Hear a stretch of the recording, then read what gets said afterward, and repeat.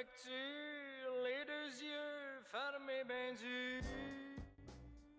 Ah, le Québec et ses cabanes à sucre. Eh bien, à plus d'une heure de Montréal, au Québec, dans la région des Basses-Laurentides, il y a la cabane à sucre Oswald.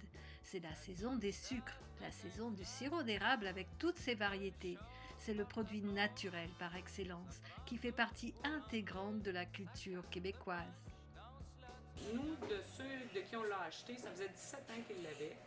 Et le nom est toujours resté. C'est ça. Fait que nous autres, ben, on l'a acheté, on a juste changé. C'était cabane à sucre chez Oswald, c'est rendu cabane à sucre Oswald.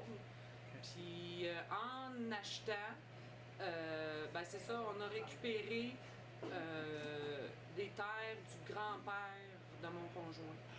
Quand on a acheté la cabane, c'était une 260 places. Nous autres, on l'a diminué à 220 places.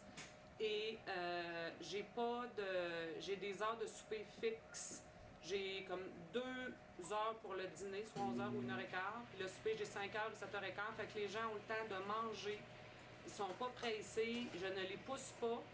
Et après qu'ils soient obligés de quitter la tente pour l'autre service, ils peuvent rester dans la cabane, ils peuvent profiter de l'extérieur de la cabane. Puis, en tout cas, je veux que ça reste comme ça. Jamais je vais agrandir. C'est vraiment, il faut que ça reste comme c'est là. Les gens ont du plaisir, ils viennent nous voir dans la cuisine. Il n'y a pas personne qui a gêné, rien. Fait qu'en tout cas, je pense que c'est un peu pour ça. Puis, je veux pas que ça change. Je veux que ça reste comme c'est là présentement parce que c'est bien agréable. Tout ce qui a rapport à l'érable, c'est pas nécessairement des produits du terroir. C'est des produits de la nature. C'est les Amérindiens qui ont découvert, eux autres, ils faisaient juste bouillir l'eau d'érable pour que ça devienne du pain de sucre. Je vous dirais la tire d'érable. La tire, ça, c'est à partir du sirop d'érable, on fait bouillir à un certain degré, puis le sirop, il vient très épais. Puis on coule ça sur la neige. Et ça, je pense que c'est vraiment la principale, je sais pas comment on peut dire ça, pas sucrerie, mais... Spécialité? Parce que ça, ici au Québec, là, quand c'est le temps des sucres, c'est vraiment plus la tire que quoi que ce soit d'autre dans le repas ou quoi que ce soit. Puis, parce que vous voyez, il y a aussi les crêpes soufflées. Les gens aiment beaucoup mettre du sirop là-dessus. C'est les deux choses là que, en tout cas, moi j'ai remarqué. C'est parce qu'il y a plein de monde qui en met du sirop, mais il y en a qui mangent vraiment, vraiment juste sur les crêpes. Puis c'est des grosses crêpes, puis c'est parce que, je sais pas, ça a l'air que ça fait partie de la tradition québécoise, ces crêpes-là. Quand je fais des soirées ici, parce que c'est moi qui fais les repas, il y a souvent une sauce pour accompagner le poulet. Dans des potages. J'essaie d'aller vraiment d'en mettre le plus souvent possible sans que ça altère le goût de. Parce que s'il y en a trop, c'est pas bon. Il y a des vinaigrettes. Salade. Ouais, c'est ça, les salades, toutes.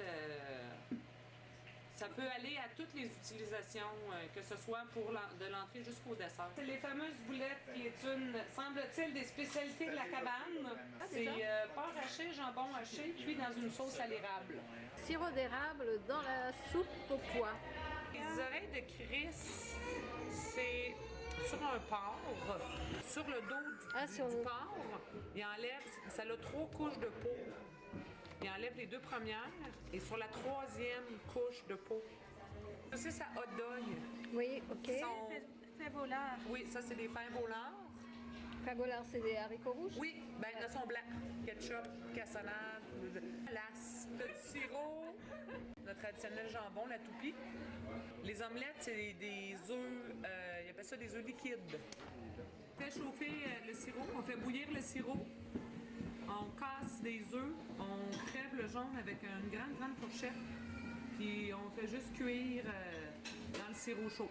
Après s'être goulûment régalés, nous partons pour une petite visite de l'érablière avec Sylvain. En fait, le cœur un peu de la cabane à sucre, parce que c'est qu'on fait le sirop d'érable. Donc, moi, c'est un évaporateur qui est tout au bois. Je tiens que ça reste assez artisanal.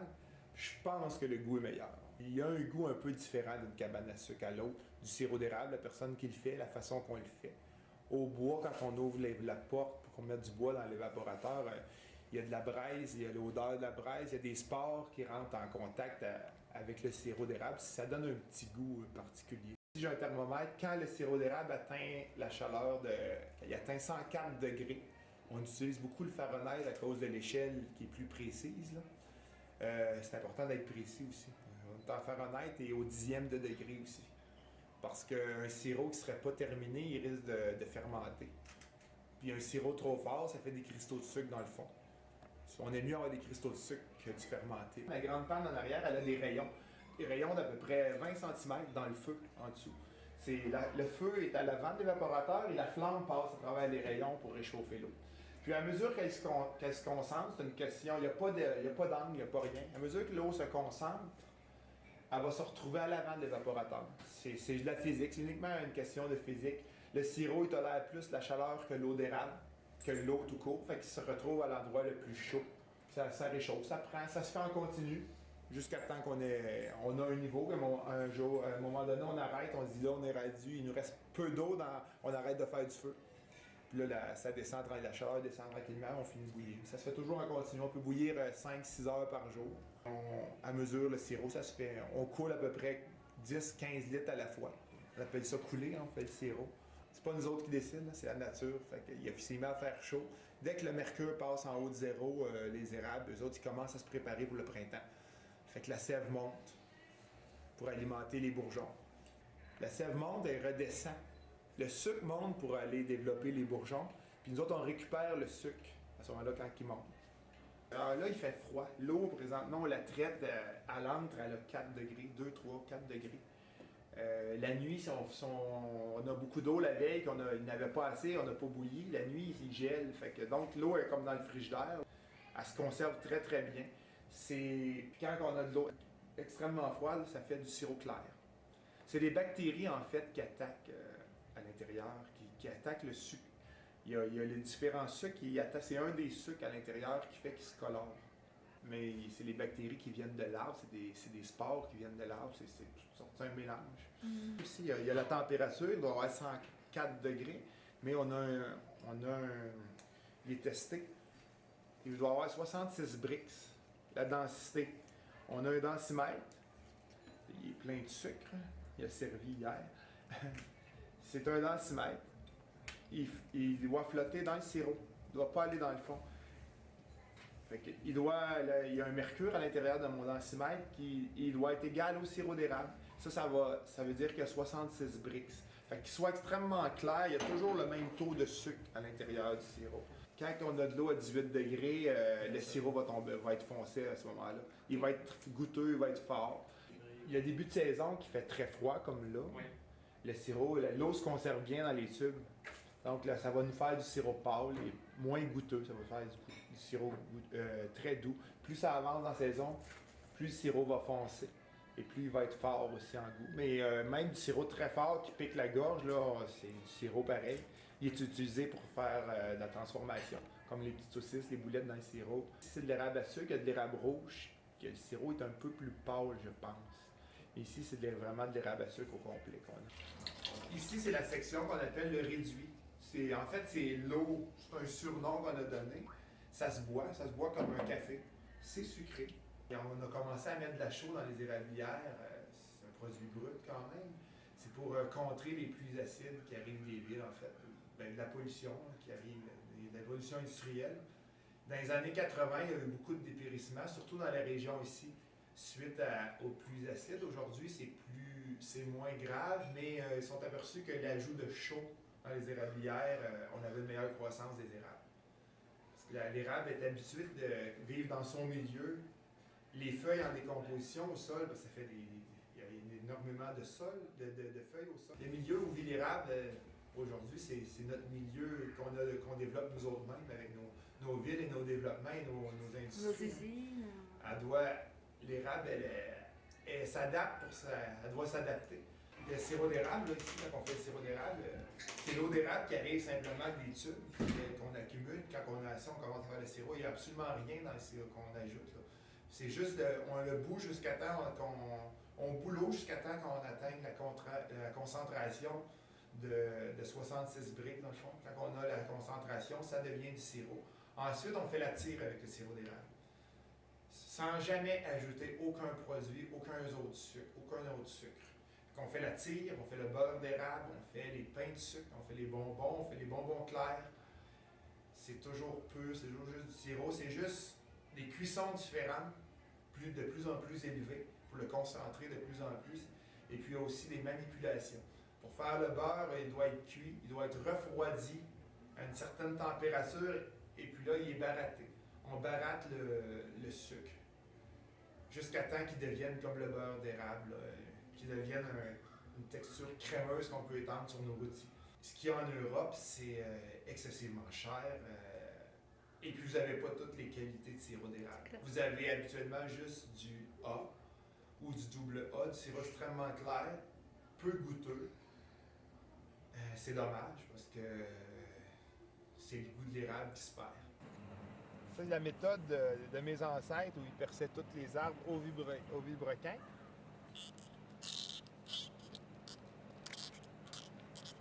Méthode moderne. Voilà. Le bois.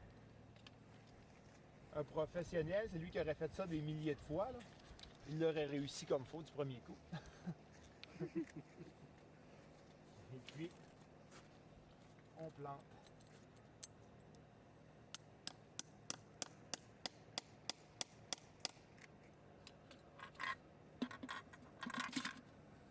Voilà. Au soleil, elle démarre plus vite aussi. J'en ai choisi une au soleil, hein, au sud. Au nord, ils partent plus tard le jour à couler. Ils vont partir souvent dans l'après-midi. Mais on varie. Ah oui, OK. Nous autres, on fait... C'est aléatoire parce qu'on ne mesure pas, on n'a pas de méthode, mais on sait qu'on en fait un certain nombre au sud. Ah, là, on tourne.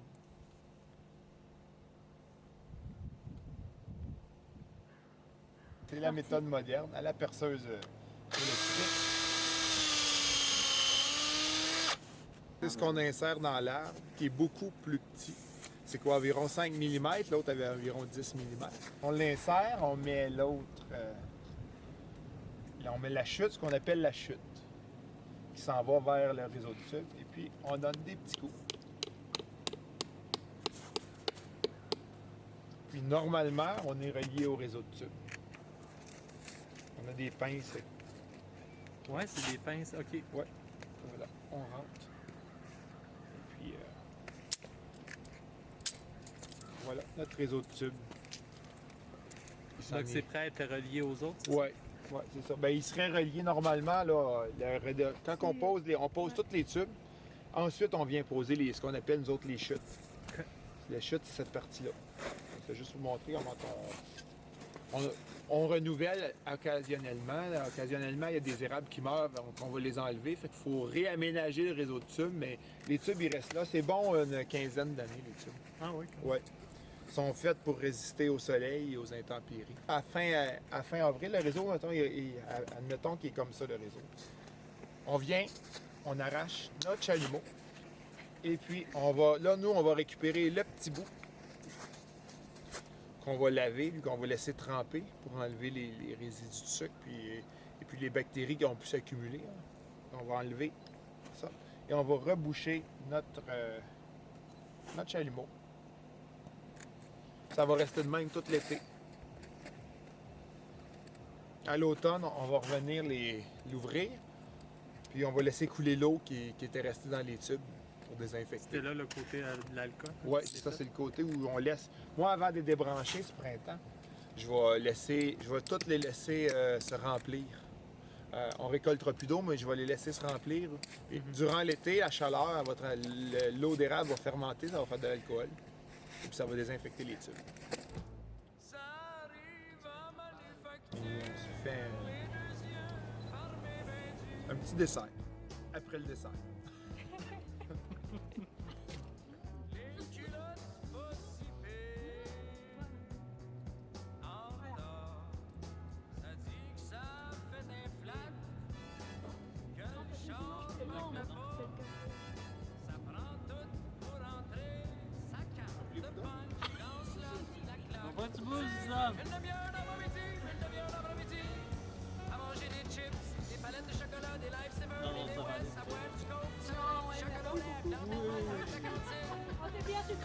ça c'est sûr, c'est pas coupé là. Assis ses toilettes, 1 heure d'avant-midi, 1 heure d'avant-midi. C'est la bonne.